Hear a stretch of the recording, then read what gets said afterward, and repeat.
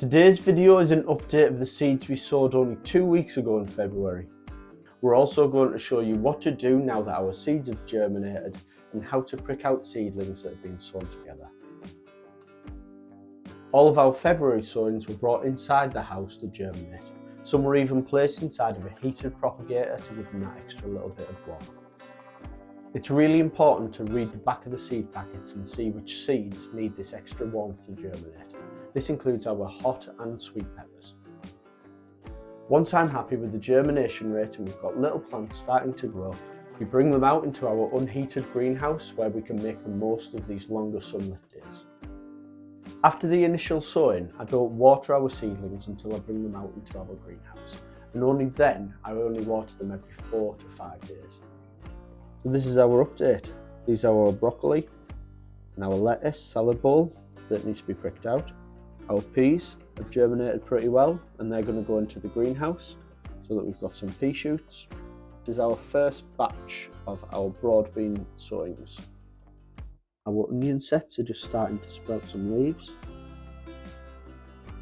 I'm particularly happy with how our multi-sown beetroot is coming along. More lettuce and cabbage ready to be pricked out.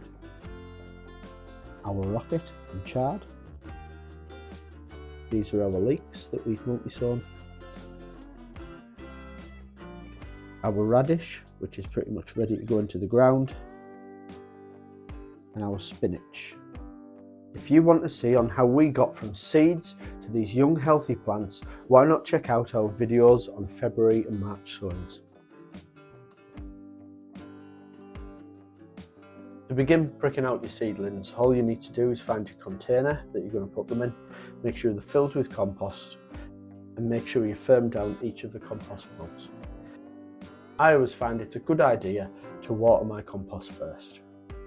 Take our cabbage and a dibber, and only holding the leaves on top, take out a single cabbage. Make a hole in your compost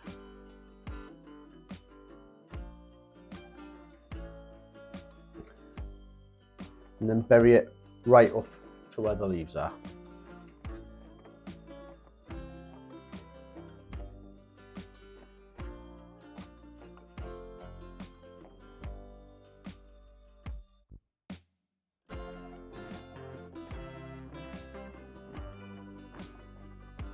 And here is a tray of our pricked out cabbage, all ready to go back in the greenhouse.